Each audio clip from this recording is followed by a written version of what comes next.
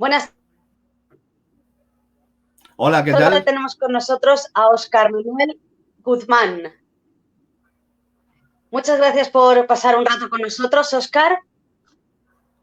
Bueno, pues hola, ¿qué tal a todos? Antes de nada, y toca porque toca, darle muchísimas gracias a Yolanda, porque es encantadora y a la gente encantadora siempre hay que darle las gracias, y a Ladrones de Libros y a vosotros por estar ahí, por tener 5 minutos para alguien como yo, que para mí es muy importante. Gracias.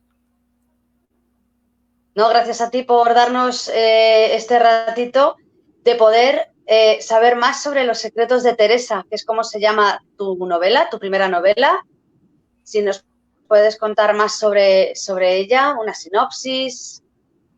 Sí, os puedo contar, os puedo contar. Bueno, este es un libro que en origen es gallego, está escrito en gallego, en una editorial tradicional, y luego hablaremos porque después está escrito en castellano.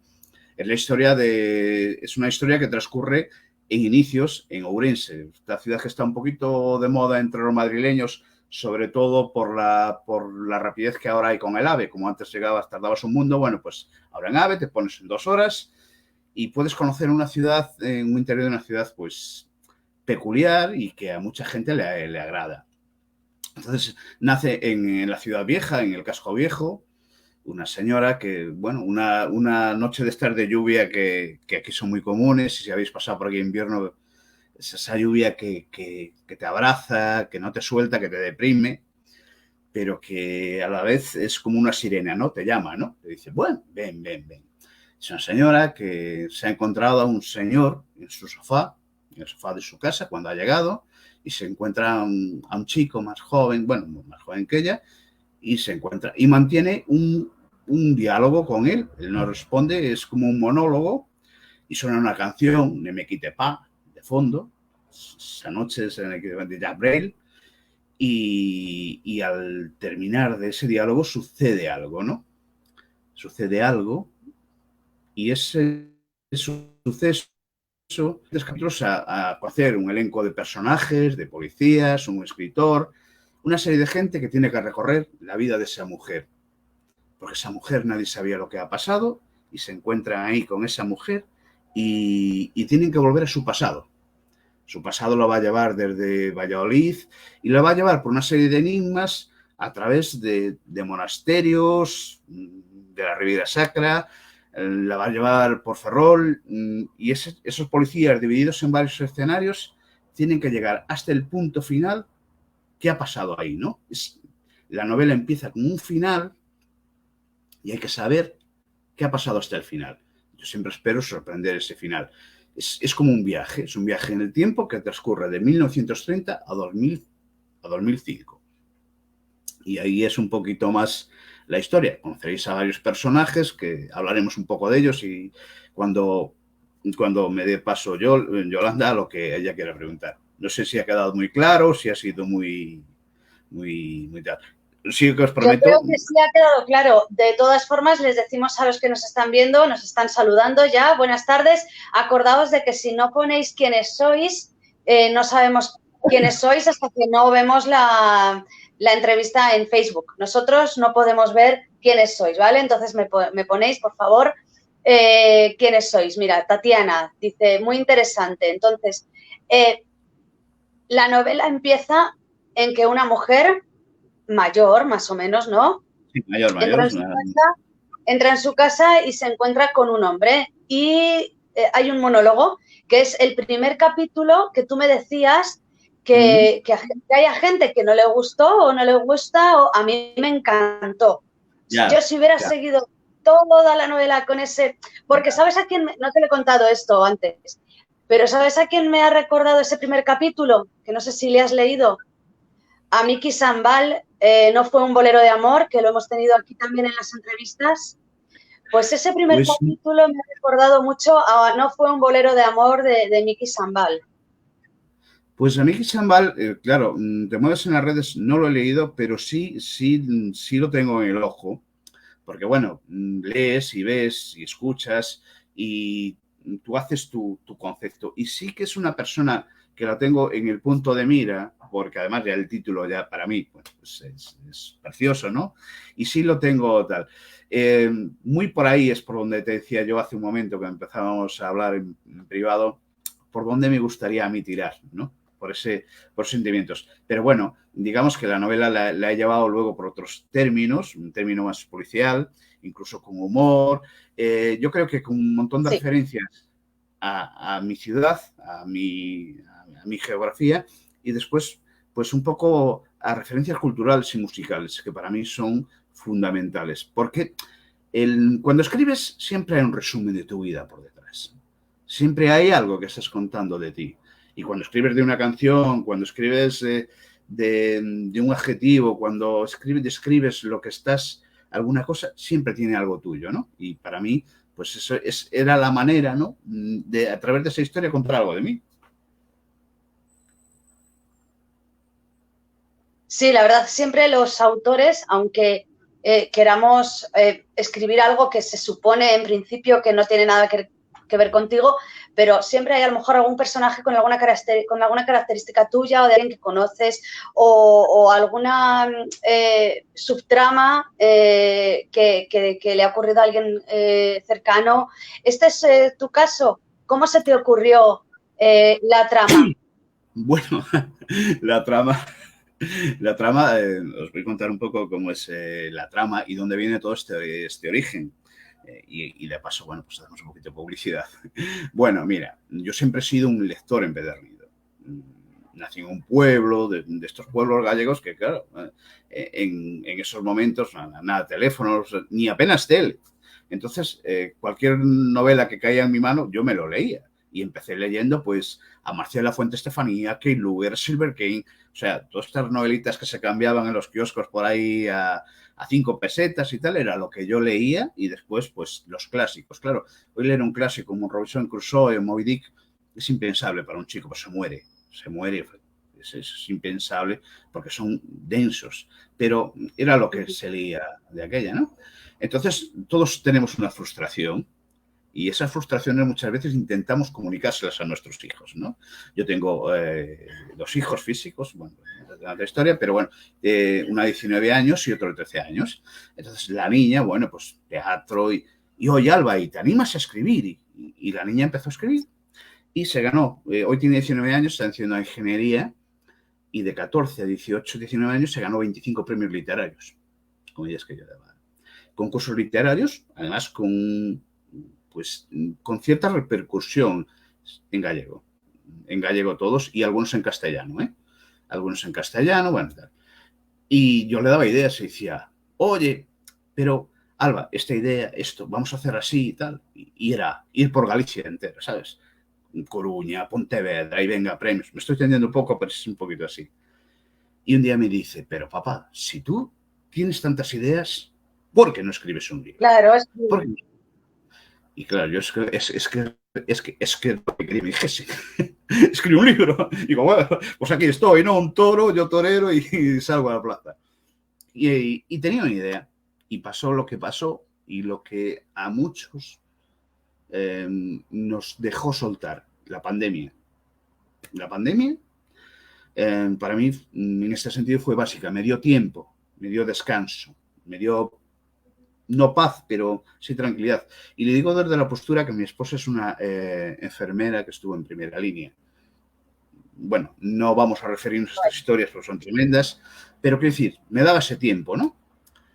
Sí. Yo trabajo de operario de zonas verdes. Te conté que trabajé con Pura Sangres y tal y cual, trabajo en un organismo público, y unas zonas donde yo trabajo es en esos monasterios. Trabajo pues en podar de altura, bocetos, hago muchísimas cosas.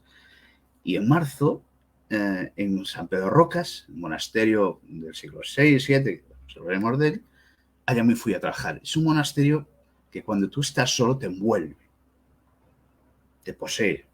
Y esto no lo digo yo, cualquiera que vaya ahí lo sabe. Tú pasas de morboso. Y claro, empezamos, no era el servicio básico, pero empezamos, bueno, digamos de segundo, ¿no? Porque había que hacer un mantenimiento, otras cosas, y allí me quedé solito. Me quedé yo solito y el gato. Siempre hay un gato en San Pedro de Rochas. Siempre hay un gato. Entonces pues qué solito. Miedo, ¿no?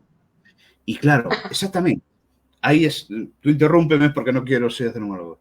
Y de repente esto es como si te envuelve. Cuando volvimos a la naturaleza, la gente como yo que trabajas allí, de repente tú veías a los animales acercarse, o sea, todo había cambiado, o sea, trabajas en zonas verdes y los patos se acercaban, los peces los veías, o sea, era como si el mundo hubiese cambiado. Entonces, bueno, pues ya me quedo solo esperando a mi compañero que se había con el camión grúa y tal, me quedé media hora, que aún tengo un vídeo por ahí. San Pedro Rocas, como expresó si lo buscáis en internet, tiene una escalinata y encima de una roca tiene como un campanario, ¿no? Y allá subimos el gato y yo. Y subimos, es una subida pendiente, te pones encima de la roca y ahí ves toda la naturaleza y todo ese silencio que te atrapa. Me vuelvo, me giro, bueno, giro en todo alrededor. Cuando tú has visto en la novela esto que yo cuento que suben los policías, ahí me giro. Y ahí detrás mía solo hay unos nichos que están planos y un nicho de 6 sepulturas, estos nichos de piedra, que es la portada de la novela. Y me vuelvo, y claro, yo soy de unas personas que... la portada es los nichos, es lo que te quería preguntar. Y yo soy de las personas que cuando voy a un sitio tengo que saber de esos sitios. Entonces, como trabajo en esos sitios, siempre sé las historias de este sitio, investigo, me informo, y es un sitio que trabajo muy a menudo. Entonces, cuando vuelvo, bueno, la historia de Geomodus y tal, y en mi cabeza suena, bueno, lo diría en gallego, pero lo de las campanas, cuánta alegría, bueno, 6 hombres... Porque la leyenda de Geomodus, perdona, las leyendas de las que hablas son ciertas y los monasterios existen. O sea, que tú sabías sobre todos estos. Totalmente ciertos, y habrá gente ahí que los ha visitado y estará diciendo, coño, claro, si yo los conozco, si yo conozco esto. Entonces, ese monasterio, San Pedro Rocas, se fundó en el siglo VI después de Cristo. En teoría lo fundaron 6 eremitas. 6 eremitas. Y claro, los nichos tienen 6 sepulturas, que son muy tardío todo. Que esta, perdona, Óscar, es la leyenda de Geomodus, se dice.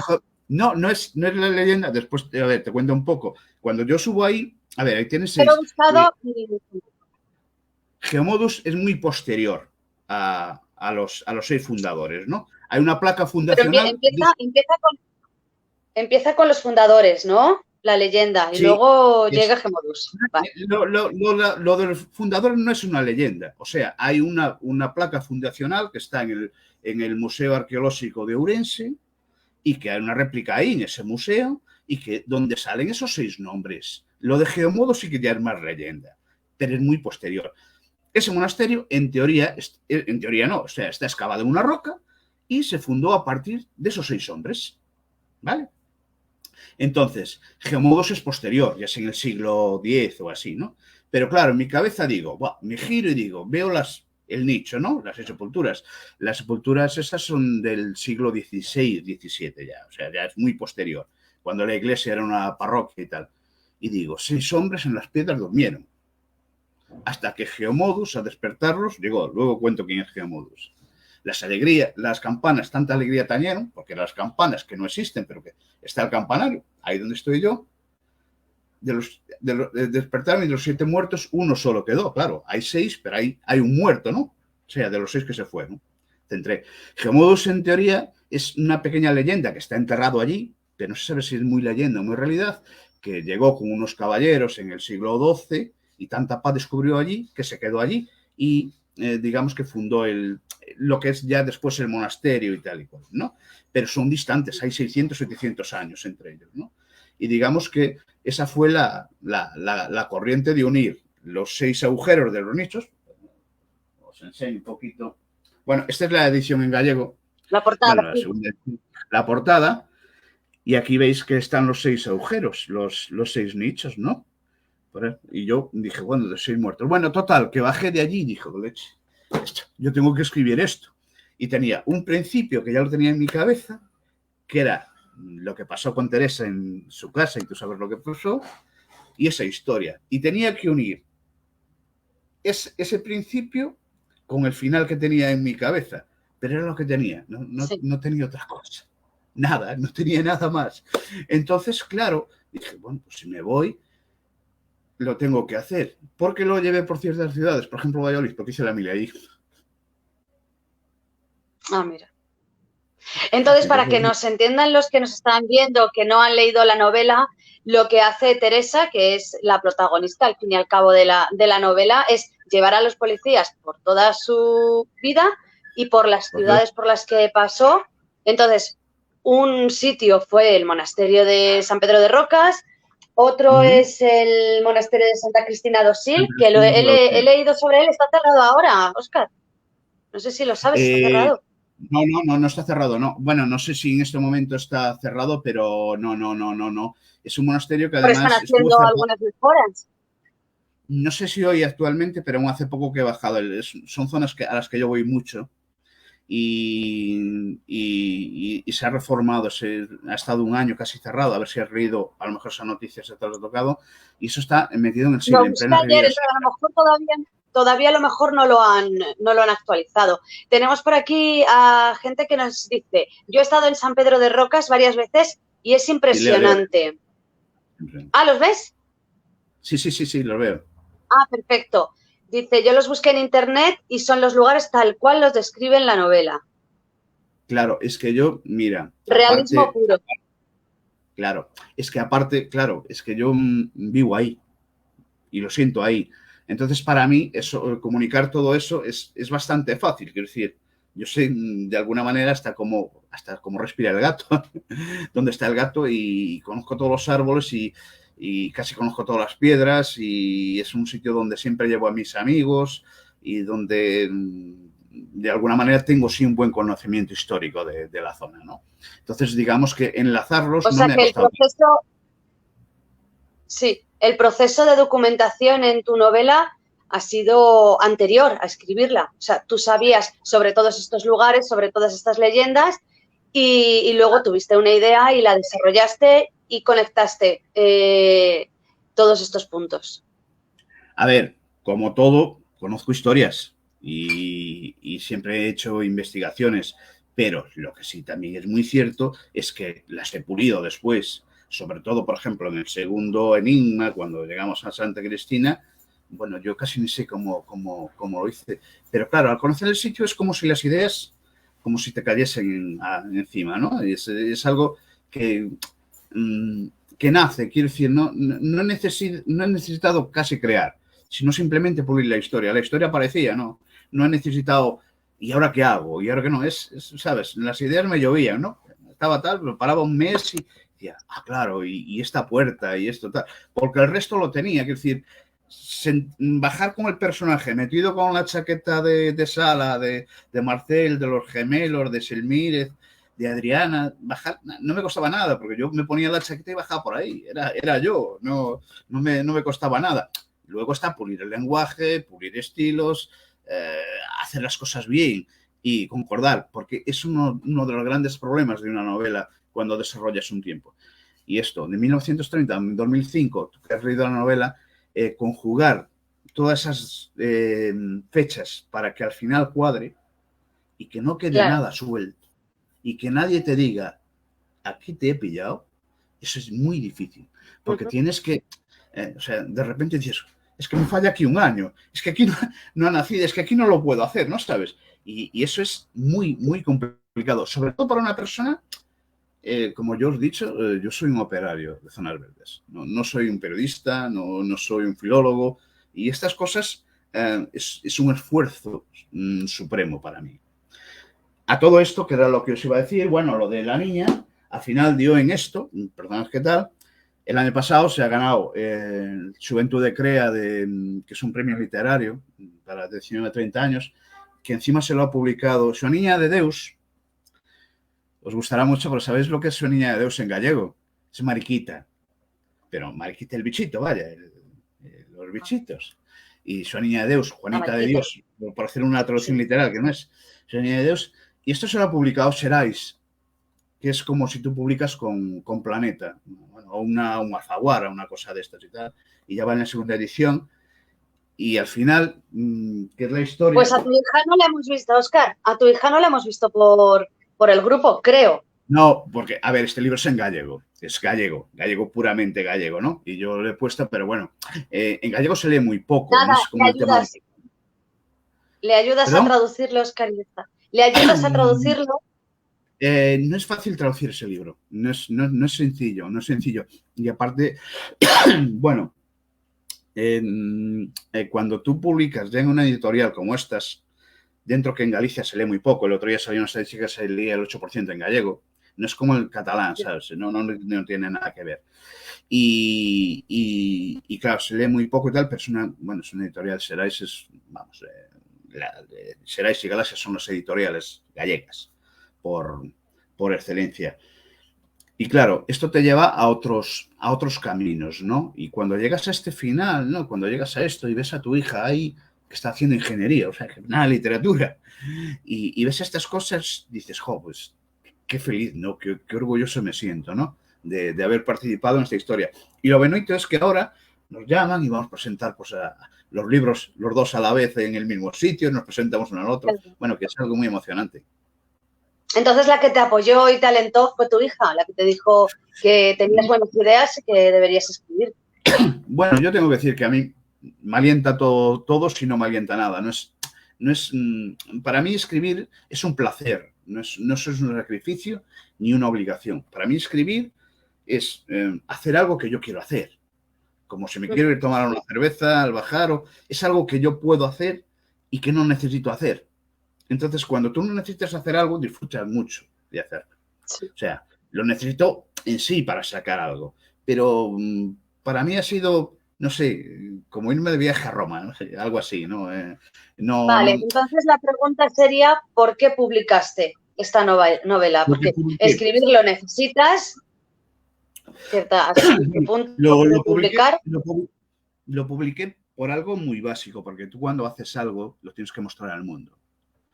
No sé, es como si tú estás enamorado de alguien y no se lo dices. Al final, para que te enamoras. Y entonces lo publico. Lo publico porque además hay un ego y sobre todo había una necesidad. Y yo escribí sobre todo porque tenía una deuda conmigo mismo. Una deuda que llevaba arrastrando. Una deuda de algo que yo quería ser, no te digo escritor, pero que quería otra cosa, hacer algo de esto y que nunca tuve la oportunidad de hacerlo, ¿no? Y era una deuda. Yo en las presentaciones que hago, en las entrevistas, siempre digo lo mismo. Yo tenía una deuda conmigo y me siento súper satisfecho de haberme pagado esa deuda. Me la he pagado, me la he cobrado y la he disfrutado como un enano. ¿Te sientes realizado? Mucho, la verdad es que mucho. Mucho porque yo sé que a la gente que os gusta escribir, que algunos me estaréis escribiendo ahí y que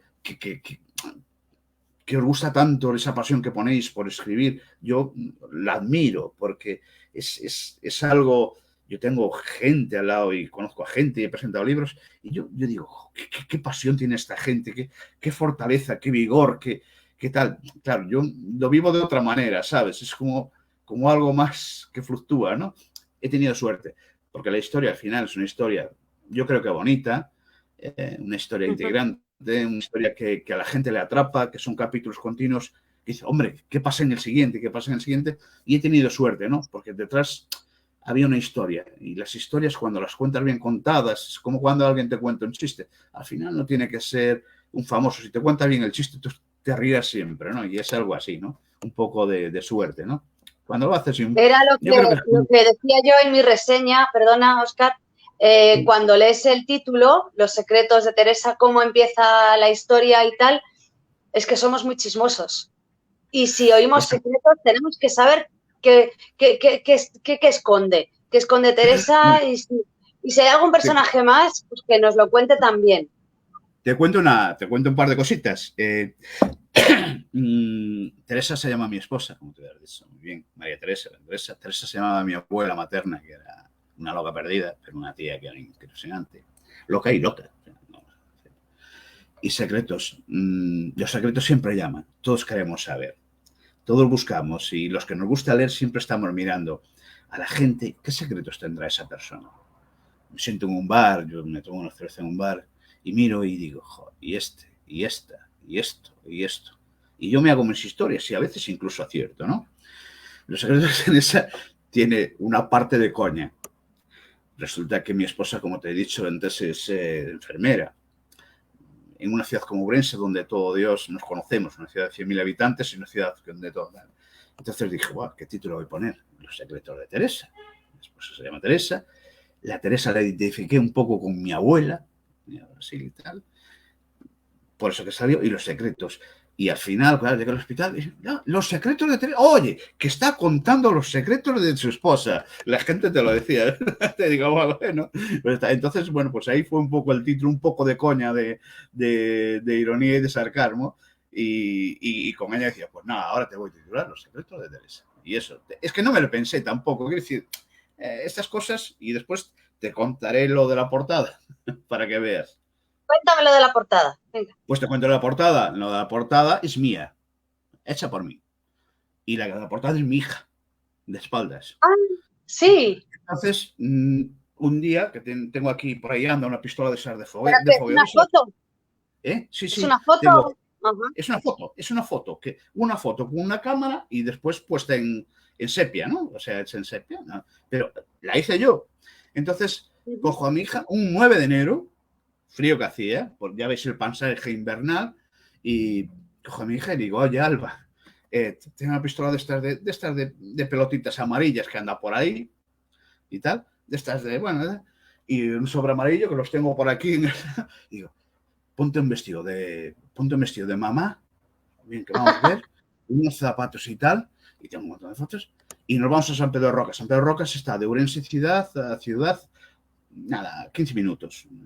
Es la punta de Riviera Sacra, que está integrada dentro de Riviera Sacra, aunque no es Riviera Sacra, pero está integrada ahí por el tema monasterios. Luego os explico un poquito los monasterios Bagalume, que también es una palabra muy bonita en gallego, Bagalume, que es luciérnaga en gallego. Bueno, en luciérnaga en castellano, ¿no? Entonces, si tú vas a San Pedro de Rocas, los que habéis estado en San Pedro de Rocas, sabéis que está dentro del edificio central, hay como una maqueta, ¿no? Entonces, tú le das a los botones y te encienden un monasterio o una iglesia. Y eso se llama Bagalumes porque la Riviera Sacra es la mayor concentración europea de iglesias en esa época, ¿no? Cristianas. Entonces tú le pulsas y te va dando. Entonces cada vez enciende uno y la gente iban por ahí buscando, o sea, los peregrinos y todo esto, e iban por eso, como luciérnagas, Bagalume, ¿no? Entonces, bueno, pues cada monasterio llegaban por las luces, ¿no? De alguna manera, igual que se veían las luciérnagas. Entonces le digo a mi hija, bueno, pues nos vamos y te coges la pistola, te coges el sobre marrón, bueno, porque es, nuestra amiga Teresa... ¿Pero le dijiste para qué era? ¿Le dijiste sí, para qué era o no? Sí, no. ¿Le dijiste? Vale, ¿no? Porque si no, te podía haber dicho, anda, déjame. El 9 de enero, pero quiero decir, con todo cerrado, ¿eh? Nos fuimos con el coche porque estábamos otra vez en segunda fase de pandemia. Entonces, bueno, un frío de la leche y le digo, nada, ponte aquí de espaldas porque en mi cabeza tenía la portada. Nunca supe si esa portada iba a ser realidad, ¿eh? Es decir, la hice yo por tener esa portada y cuando me la publicó Tosos Soutos, que es la editorial gallega en la que publicó, dijo, oye, ¿quieres tú proponer una portada? Digo, propongo este. Se encantó y bueno, pues fantástico porque es además la esencia de la novela, ¿no? Y puede gustar más o puede gustar menos. Tiene la pistola en una mano. Claro. Tiene Teresa la pistola en una mano, que se la ve venir, y el sobre, porque no sé si nos hemos explicado bien, Teresa. Que lo que hace Teresa es dejar cartas a la policía en diferentes puntos, bueno, entonces la policía tiene que estar... Más que ¿se lo deja? A un escritor. Al escritor. Al escritor. Sí, es cierto. Lo que pasa es que al escritor llega a través de su gemelo, que es un policía, que aparecen de repente y son totalmente antagónicos, ¿no? Son dos moles, dos tíos enormes, tal, pero bueno, con una diferenciación tanto personal como cultural, como de aspecto, como incluso vienen de una buena familia, pero resulta que uno pues se ha convertido en gay, que es el escritor, pero que encima es el hijo predilecto de Ourense, o sea, y digamos que el otro es el típico policía, pues, un poquito fachita, que lleva en su cartera, pues, fotos como la de Primo de Rivera, o lleva también ¿cómo se llama? A Humphrey Bogart, cuando hace el papel de detective ya no me acuerdo el nombre. Y bueno, que decir, dos personajes, lo que intento hacer es antagónico. ¿Por qué hice esos personajes? Esos personajes están creados todos pensando en actores gallegos. Todos. Porque tenía que buscarlos. Los nombres son compañeros. Yo, por ejemplo, canto en una asociación cultural musical de cantor de taberna, de estos gallegos y tal. Y entonces los nombres son esos. Y después los personajes. Yo, por ejemplo, a los gemelos los imaginaba a Luis Tosar. ¿Sabéis? El actor este gallego, Luis Tosar, haciendo el mismo papel, doblando, ¿no? Es decir, doblando a Selmírez, que es su inspector, claro, que es un tío peculiar, pues a otro y así, o sea, todos me lo fui creando así. Iba pero pensando por ponerles cara, porque claro, te venía a la cabeza ese actor. Exactamente, de alguna manera guionizar, no es un guión ni muchísimo menos, pero guionizar es como si yo lo fuese viendo, ¿no? Digo, bueno, pues aquí pongo a este personaje y yo era como un director de cine, ¿no? Allí puesto. Y nada, que acababa, que la portada, ahí me fui, puse a la niña con la pistola, con los sobres, que, bueno, nuestra amiga Teresa va dejando notas en lugares muy recónditos y dando pistas para llegar hasta un final, que yo creo que es bastante sorprendente. Aunque hay pocos personajes, pero es algo que me ha sorprendido porque mucha gente nunca llega al final. Dice, me he sorprendido. A mí me parece que iba a ser más fácil pillar el final, pero no es cierto, mucha gente no lo pilla. Y nada, ahí pues el 9 de enero, que hacía un frío de la leche, y la presentación del libro, que fue una librería aquí en Ourense, que se llama Nobel, que tuvieron muchísima gente, porque bueno, al final esto somos una serie de amigos todos, ¿no? Y ahí hizo también mi hija, que ha hecho teatro, pues una especie de spin. Oye, gracias a lo que es una pasada la novela, ¿eh? Hay que ver una de fácil. No me pone el usuario, pero sí me pone pero bueno, muchísimas gracias.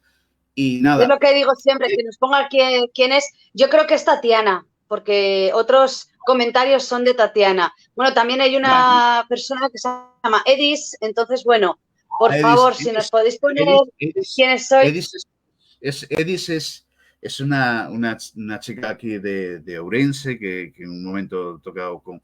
Y que además es prima de una persona que se mueve mucho en las redes, que se llama Chus, que la verdad es que es gente encantadora, porque esta gente has llegado junto a ella y de repente te escriben, te cuentan un montón de cosas y es emocionante. Gracias, Edis, que está aquí, bueno, pues nada, a 500 metros. Sí, Edis, te veo. Bueno, no te veo, pero te veo. Me has estado comentando que... Dime. Sí. Me has estado comentando que la novela en gallego está en una editorial tradicional, pero la traducción está en Amazon. Bueno, te cuento. No sé si es que la editorial, al ser gallega, no ha querido publicarla o...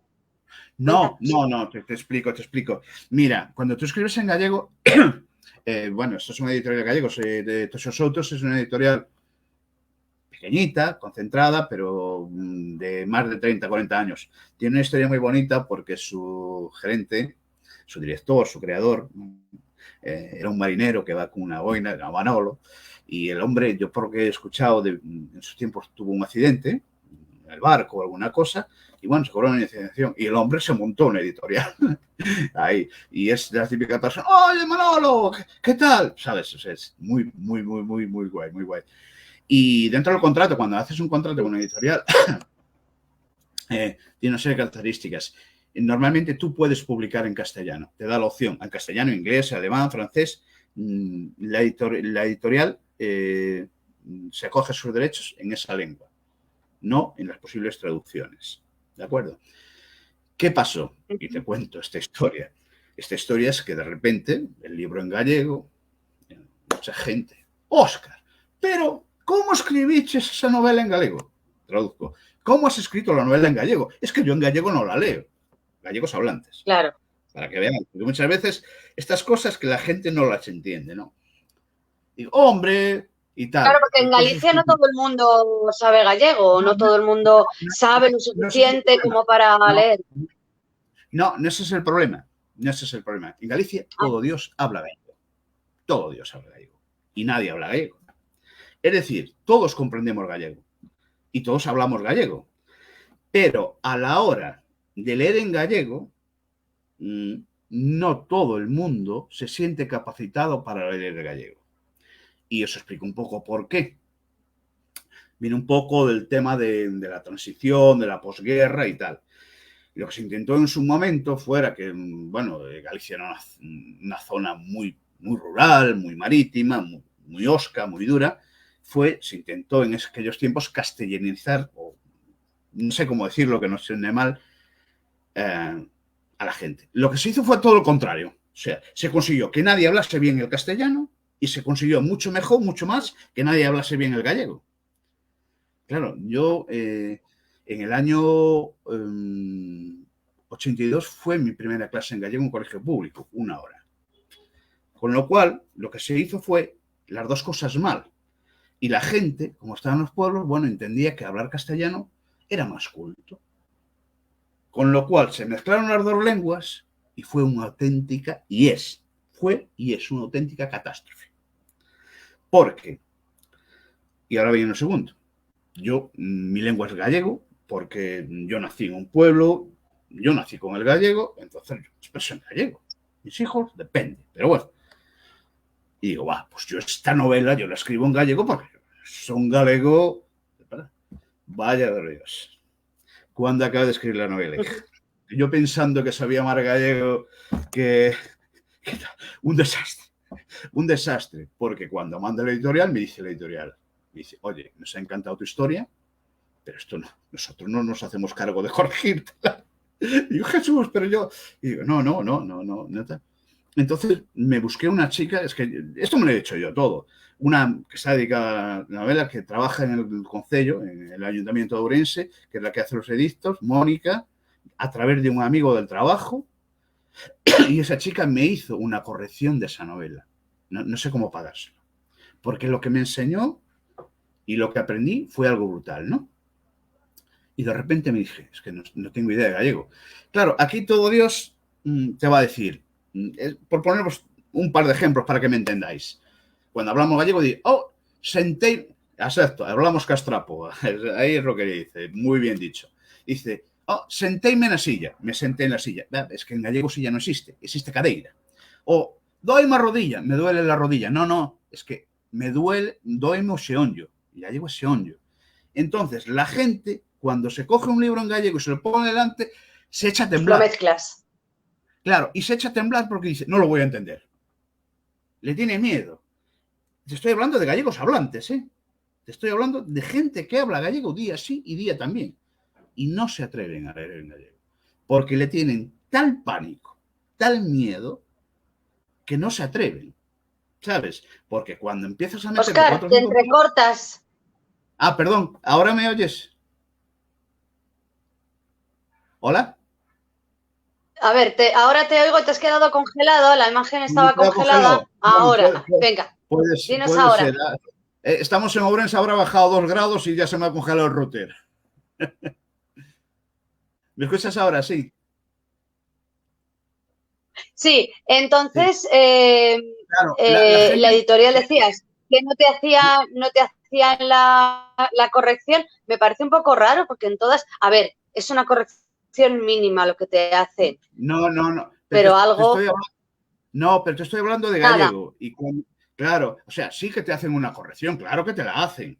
Pero quiero decir, que llevaba tal cantidad de fallos, de errores, la historia gusta, pero llevaba tal cantidad de errores que no asumían la corrección. Después sí, quiero decir, hicieron una corrección, hicieron su trabajo, pero en el principio dijeron, oye, nosotros no asumimos esta carga de trabajo, ¿no? Y yo lo entendí porque dije, es que es normal, claro, es normal. Cuando tú acabas, al principio no lo entiendes, pero cuando acabas el proceso dices, es normal, no puedes asumirla. Es como si te mandas ahora un texto en castellano y la subes por las veces, no es el caso, ¿no? Pero, quiero decir, entonces, cuando escribes en gallego es muy difícil. Ahí iba yo, que es más difícil. Y haciéndolo yo mal, es más difícil para mí escribir en gallego o escribir en castellano. Ahí Entonces la traducción se te hizo fácil hacerla. No se me hizo fácil y de hecho al principio fallé en muchas cosas porque hay cosas en los tiempos verbales y tal.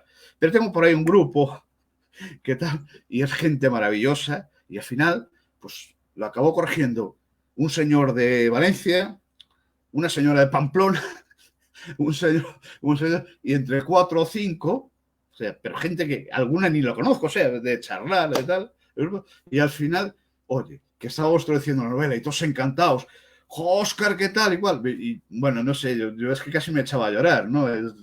Es fantástico, ¿no? Cuando te cruzas así con gente, ¿no?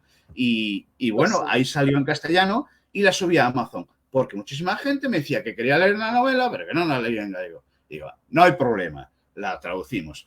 Claro que me podría haber buscado editoriales, me podría buscar, pero lo único que quería era escribirla y publicarla y que esa gente tal. Con la gran suerte que tuve, que por una serie de motivos se coló al principio Amazon, te la sube arriba y aguantó un par de semanas arriba, ¿no? En la visualización. Amazon es una cosa, está muy bien, va muy bien. Yo creo que está muy bien. ¿Cuál es el problema? La visibilidad de Amazon. Eres un pececito en el medio del Pacífico. Y si tú no consigues Pero esa en una editorial también. La editorial depende. Sí, no te voy a dar razón y te voy a dar no. Y te lo comento. Te lo comento a ti como alguien que ha estado en los dos campos, ¿no? En los dos terrenos de juego. En césped natural y en césped artificial. Y además que lo puedo contar de una manera bastante objetiva. Mira, hay determinada gente que quiere ganar dinero escribiendo. Y la editorial tradicional no gana dinero. Es fácil escribir un libro como este en gallego y llegarse a la Radio Gallega, a la Región, a la Voz de Galicia, a la Radio Ser, es decir, porque al final llevas un sello editorial y un sello editorial de tiempo. Entonces, tú cuando te acercas y dices, oiga, mira, he escrito esto, tal vez le interese. Sí, ven. Y te hacemos una entrevista aquí y llegas a Radio Gallega y mañana llegas a otro sitio. Cuando eres un autoeditado, eso es muy difícil. Y un autoeditado, yo conozco por ejemplo a Roberto Licaglao, algunos sonará, tienes que trabajar mucho y dedicarte a eso. Es decir, presentaciones, viajar, redes e invertir. Claro, milagros no hay. Yo sé que esto es duro decirlo. Yo he leído gente que es buenísima y que tiene historias buenísimas, pero como todo esto es un negocio y el que piense lo contrario se equivoca. Y se equivoca para pegarse el gran peñasco de su vida. Quizás esto que diga yo no suena muy políticamente correcto, pero es así. Yo veo a muchísima gente publicitarse intentando. No, olvídate. Tú cuando llegas a Amazon, tú lo puedes colocar arriba, darle visibilidad, pero al final en Amazon el que quiere tiene que pagar ADS, o sea, unos sistemas publicitarios que al entrar ya te enteras. Ahora, publicar con Amazon, buenísimo, no te cuesta un duro, no te cuesta una peseta, lo maqueteas, a poca idea que tenga el maqueteo, subes tu portada, te pones allí, tienes las referencias, a lo mejor te engaña, no sé, te engaña todo Dios en este mundo. Pero tienes allí, vas a KDP, tienes el 70% digital. Yo, bueno, un libro digital gano por 3 de físico del gallego. ¿Me entiendes? Claro, no es mi intención esa. Entonces yo he dicho, pues me voy a Amazon, lo subo en 5 días y mis amigos y la gente que lo quiera leer lo tiene ahí. No espero por una editorial ni por correos de, mira, si me compras 150 y yo tal, no te cuesta nada, pero al final no te cuesta nada cuando lees la letra pequeña y dices, coño, hostia, no te cuesta nada. Pero al final, si no vendes los libros, te los compras tú, ¿no? O sea, te miente todo Dios. Entonces, de lo que estás hablando es de una editorial de coedición. Porque son estas editoriales las que te hacen comprar tus propios libros o te hacen tener que dar un poco de dinero para empezar.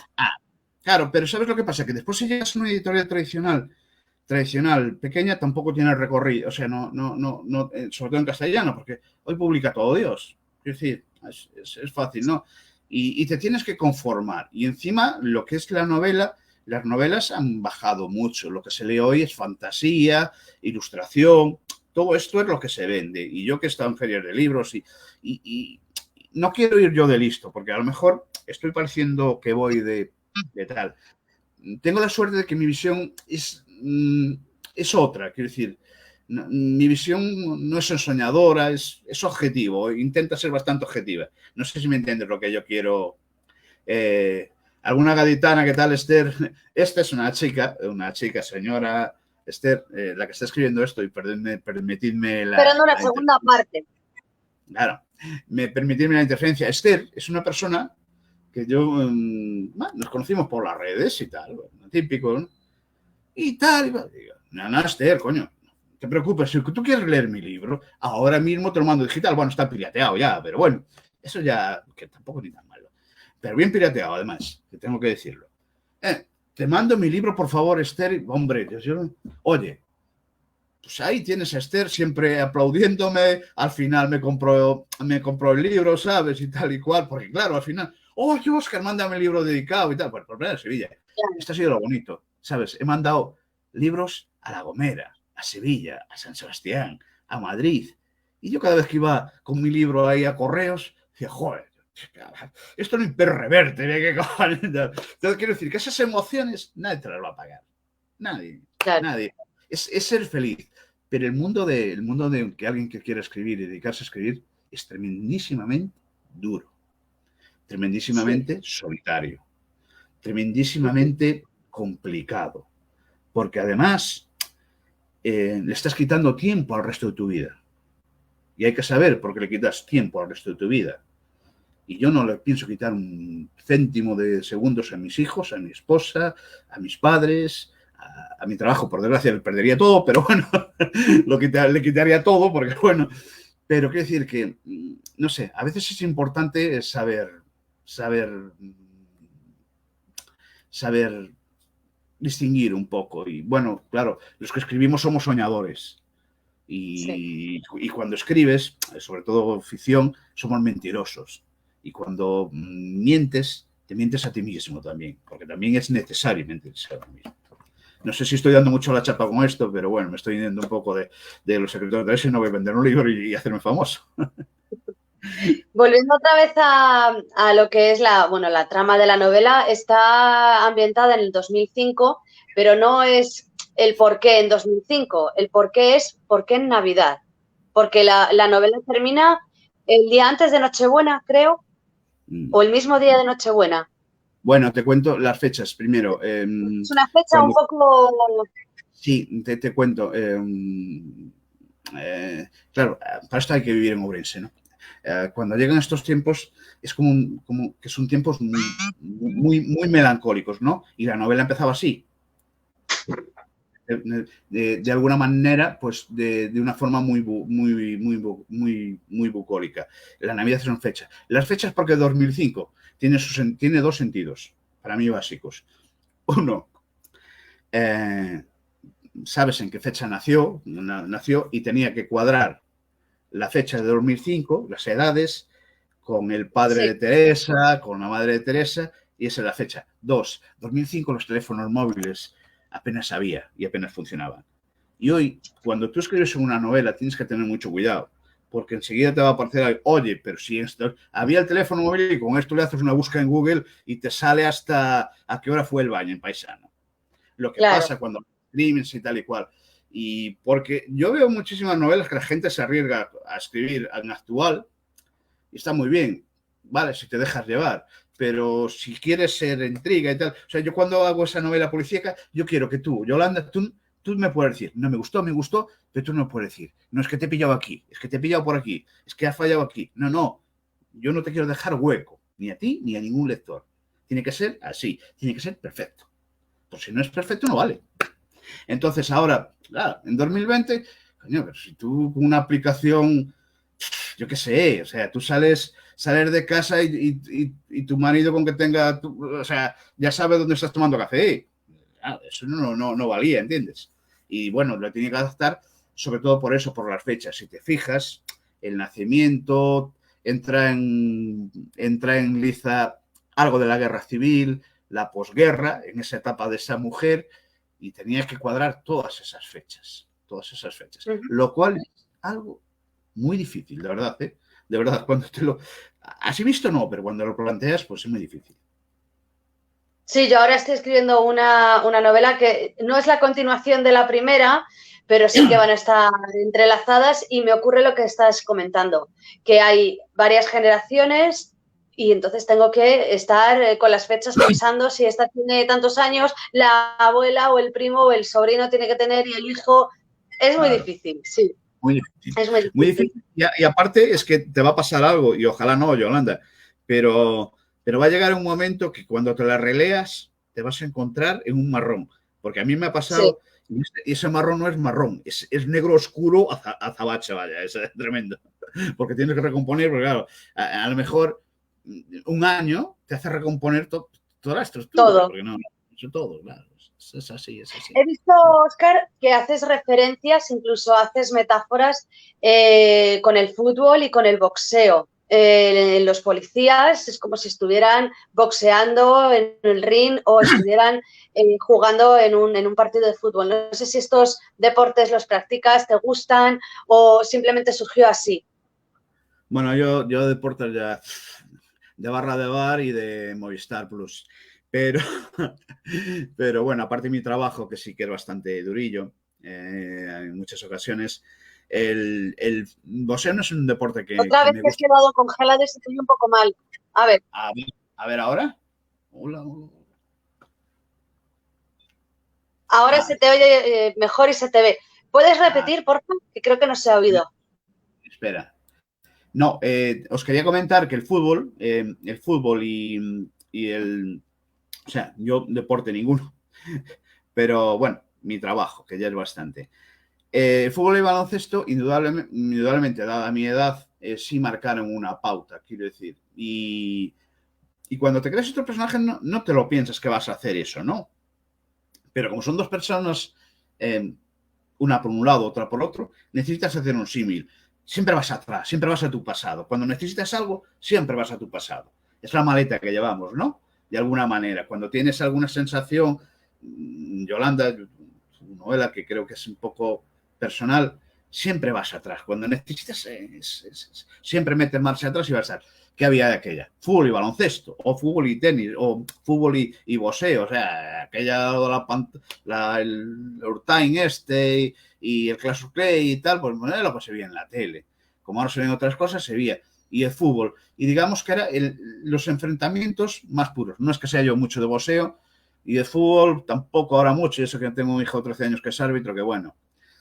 No, os puedo contar una anécdota o voy muy fuera Es de tiempo. árbitro ya con 13 años. Sí, os puedo contar una anécdota como esto del fútbol. No sé. Bueno, hasta que, a ver, que no escucha a nadie.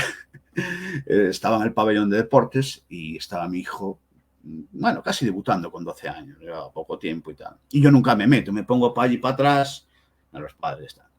Entonces estaba jugando, era un fútbol 8, pabellón Terrar de Maside, creo que es. Bueno. Y delante mía había 4 personas. Una chica, muy agradable, igual, con un señor mayor al lado, otro señor mayor al lado y un chico y tal, explicando y tal y cual. Y yo detrás me hice la composición franca, rápidamente. Un matrimonio joven, el niño de 8 años allí y los abuelos. El señor, el abuelo, el padre de la mujer.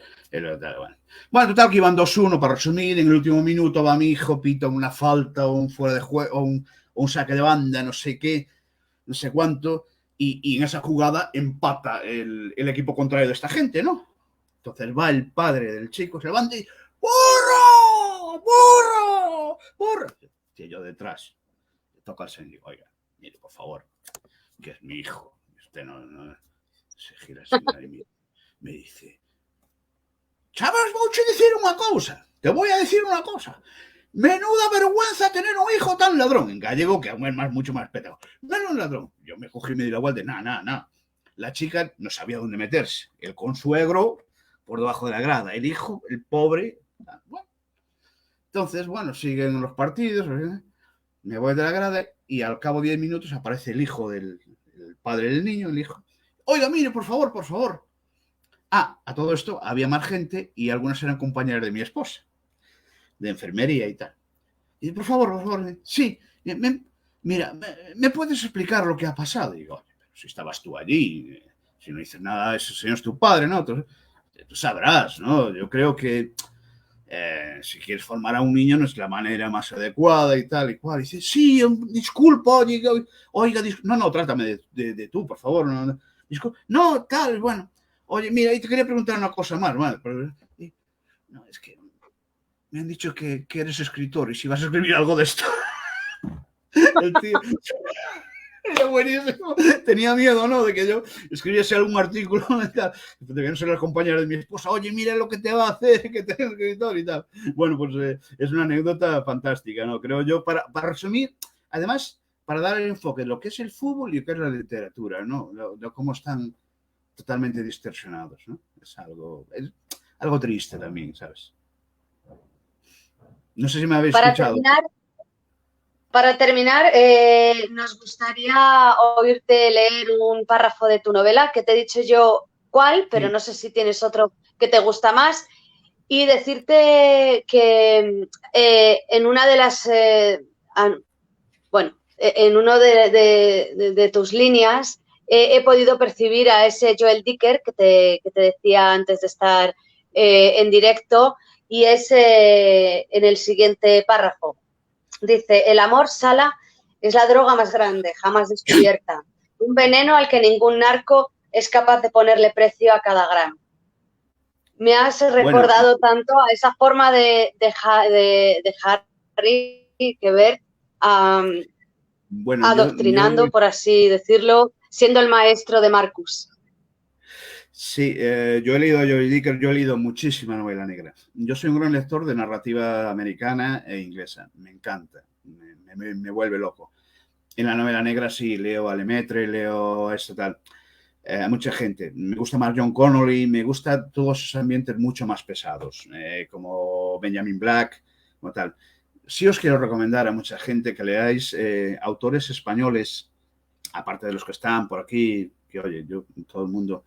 Pero hay gente que nos estamos perdiendo en escaparates, en vitrinas, y hay gente como Carlos Basa del Rey, no sé si lo conocéis, con Justo, es una preciosidad de novela, o un Jordi Ledesma, o un Manuel Berea, gente que escribe negra, de verdad, y que es... Pues ya sabes que en Ladrones de Libros puedes hacer una reseña y puedes... Sí, pues las mandaré porque les darnos digo... la oportunidad de conocerlos.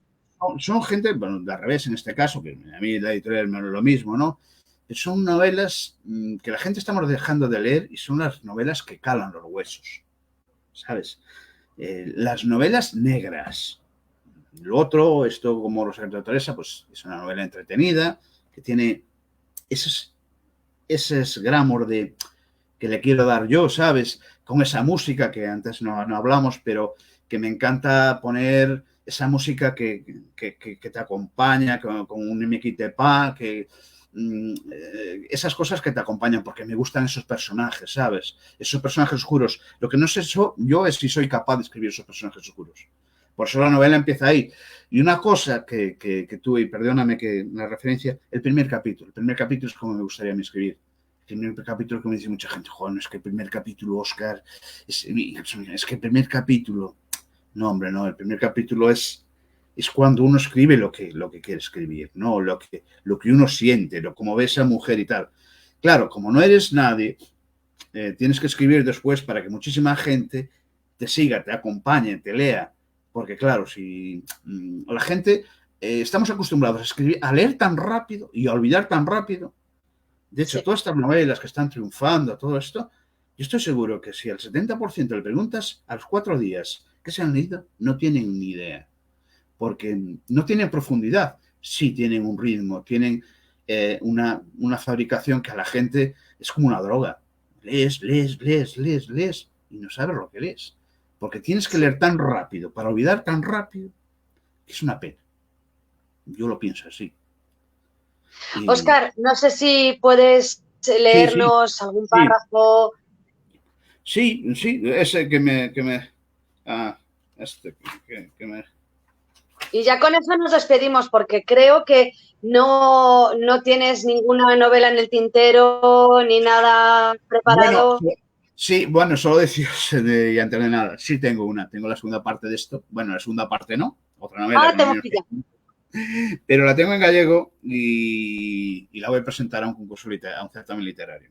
He aprendido algo de estas cosas Suerte. y la traduciré con el tiempo y tal, pero sí he aprendido a tener más pausa y a saber lo que quiero y lo que no quiero. ¿Pero es una segunda parte de Los secretos de Teresa, perdona? Bueno, ¿O es Teresa algo diferente?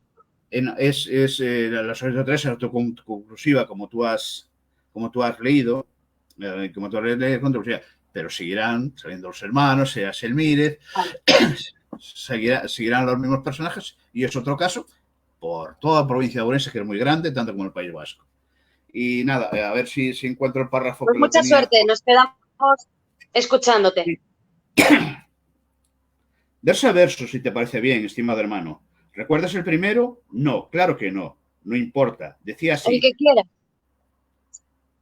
¿Perdón? Ah, vale. El que, ¿Estás? no ¿No se Sí, te escuchaba? oigo, venga. Vale. Eh, Verso a verso, si no te muy parece bien, bien. ahora ya sí. Verso a verso, si te parece bien, estimado hermano. ¿Recuerdas el primero? No, claro que no. No importa. Decía así. La envidia de la diosa Juno te guiará. Cuenta la leyenda que un día el dios Júpiter quedó cegado por la belleza de Galicia y para poseerla decidió atravesar su piel con un río. Su esposa, la dama Juno, celosa con tal atrevimiento, determinó vengarse y marcarla con una herida para que su marido la rechazase. Simplemente esa cosita que me has dicho tú y no quiero nada. Bueno, os dejo un poco la portada en castellano, la portada que aquí en castellano sí que se ve bastante mejor y nada, oye, que muchísimas gracias, que he pasado un momento súper agradable. Espero no haber sido muy pesado porque yo sé que hablo mucho, o sea que estoy muy solo No te en preocupes. la vida. Cuando nos dan la oportunidad, Óscar, hablamos demasiado. Nos dicen por aquí, bravo por darle continuidad a tu escritura. Bueno, estamos deseando que te vaya muy bien en ese certamen literario y tener la novela en español cuanto antes, Óscar. cuanto Muchas antes. gracias. Sí, la haremos de la misma manera para que todo el mundo pueda disfrutar de ella. Lo que sí os digo es que para mí ha sido un placer trabajar en determinados sitios y poder transmitirlos. O sea, a ver, y con última anécdota, una vez en San Esteban de Ribardosil, uno de los mejores paradores de España que hay, está en Ourense, y claro, yo por ahí en el bosque me encuentro un par de madrileños y al final les acabé de alguna manera vendiendo la novela y cuando nos despedimos, claro, yo vestido, imagínate, con una funda, el casco, la motosierra, la lata de gasolina, y le digo al final, oye, y a lo mejor esto todo que ha pasado aquí no ha pasado, en medio de los bosques y tal, y ellos se quedan, desaparecen por un lado, yo por otro, y ese fue fantástico. Gracias a vos, desde luego, gracias por me ponen aí, gracias a todos vos. Bueno, pues un mico... E despídome un pouquiño na miña lingua. Pois, unha aperta para todos, un bicazo enorme e que sexades moi felices, que sean moi felices. Muchas gracias, Óscar, de nuevo, a todos los que han estado esta tarde un rato con nosotros, a Ladrones de Libros, a los administradores y nos vemos dentro de poquito con otra entrevista. Muchas gracias, Óscar. Buenas tardes. Adeus.